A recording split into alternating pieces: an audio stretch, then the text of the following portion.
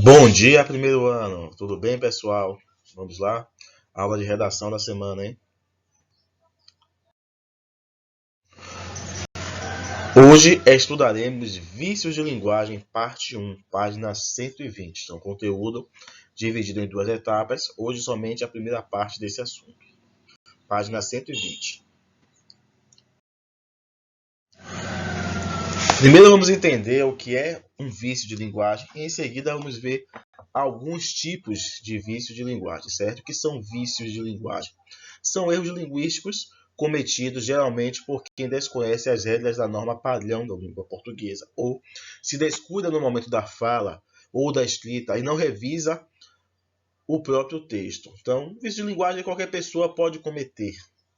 Geralmente acontece quando a gente não tem um domínio completo da língua portuguesa, o que qualquer pessoa o que pode acontecer com qualquer pessoa, mesmo um professor de língua portuguesa pode cometer algum erro, algum desvio, pois a língua portuguesa é imensa quanto às regras, ou a pessoa realmente se descuida, está muito à vontade, talvez conversando entre amigos, uma situação que ele está muito solto, que está despreocupado em fazer o melhor uso da sua língua portuguesa e acaba cometendo alguns desvios, alguns erros, que são considerados de vícios de linguagem.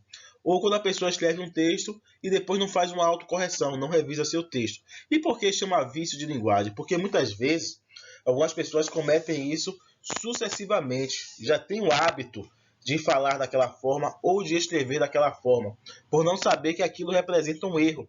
E aí sim se torna um grande vício de linguagem daquela pessoa. Vamos ver alguns exemplos. Primeiro nós temos a ambiguidade, classificação, ambiguidade. Ocorre quando há mais de uma possibilidade de interpretação de uma frase, ou seja, gera um duplo sentido.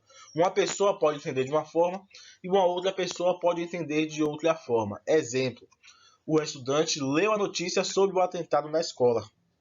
Talvez você diga, eu entendi que o estudante leu a notícia sobre um atentado que ele estava dentro da escola e leu a notícia sobre um atentado que ocorreu em algum lugar. Mas outra pessoa pode ler e entender. O estudante leu a notícia sobre o atentado na escola. Quer dizer, na escola que ele estuda, teve um atentado e ele está lendo sobre essa notícia, ou ele está na escola lendo a notícia sobre qualquer outro atentado. Então, se gera dois tipos de entendimento, duas possibilidades de entendimento, e isso é ambiguidade.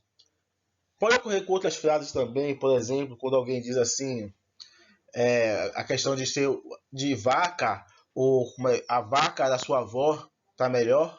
Por exemplo, um comentário desse pode gerar até mesmo uma discussão, sendo que é a vaca que pertence à avó da pessoa e não estou chamando a avó da pessoa de vaca. Então é algo que devemos tomar cuidado até mesmo no nosso dia a dia, pois pode gerar algum debate insignificante. Barbarismo. O que é o barbarismo? Consiste no uso de palavras ou expressões em desacordo com a norma padrão, ou com erro de pronúncia, ortografia, flexão, quer dizer a questão de gênero ou número, forma ou significação. Então, algumas vezes você pode escrever errado, pode falar errado, e isso é barbarismo, certo? Se você pronunciou algo ou escreveu algo que está em desacordo com a norma padrão, é barbarismo. No exemplo, aquela moça tem uma beleza estonteante. Aqui nós temos beleza com S, sendo que o correto é beleza com Z. Então, esse erro aqui é um erro gráfico, ortográfico. Mas pode ocorrer também na pronúncia, quando alguma palavra que temos a dúvida de como fala e acabamos falando errado, e aí estamos cometendo barbarismo. Se aquilo se repete, uma pessoa que costumeiramente utiliza algumas palavras com esse erro, a pessoa tem um vício de linguagem do barbarismo. Arcaísmo consiste em usar palavra ou expressão muito antiga, que já caiu em desuso, quer dizer, deixou de ser usada, prejudicando muitas vezes a compreensão do texto. Então a gente pode ser que alguém ache bonito falar alguma palavra antiga, mas quando você fala assim, você pode gerar uma dificuldade na compreensão. Você quer conversar, quer que as pessoas te entendam. E se você usa palavras antigas, você gera dificuldade, principalmente no público mais jovem. Como exemplo, nós temos por obséquio entre, por obséquio entre. Parece que a pessoa se chama obséquio, alguma coisa do tipo, mas significa por favor. Só que uma forma muito antiga, muito arcaica, por isso veio o nome arcaísmo, de se falar por favor, e hoje já caiu em desuso, não se deve mais ser utilizado. Solecismo. solecismo consiste em erro gramatical, especialmente sintaxe, na questão da concordância, da regência ou da colocação pronominal. Então aqui já é mais específico quanto ao erro gramatical cometido. Exemplo, haviam 10 estudantes no pátio. Talvez alguém esteja, mas normal, se são 10 estudantes, haviam 10 estudantes no pátio, não tem erro nenhum aí. Por quê? Para perceber o solecismo, você precisa ter um domínio da língua portuguesa, da norma padrão. Pode ser uma pessoa que não tem total conhecimento. O erro aqui está justamente no haviam. Por quê? Deveria ser havia 10 estudantes no pátio, porque o verbo haver, quando tem o sentido de existência, ou seja, existem 10 pessoas no pátio, ele é impessoal. E quando ele é impessoal, ele não vai para o plural. Então fica havia 10 pessoas no pátio. Ali existe um erro.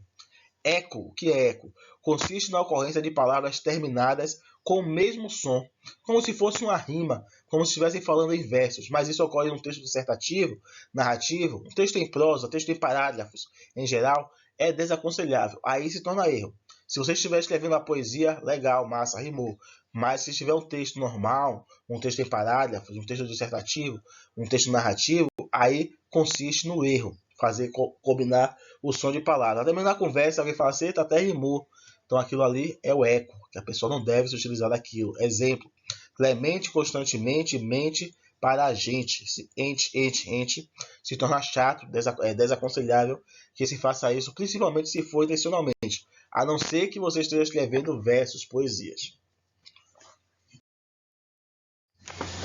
Então essa é a parte 1 desse assunto, pessoal.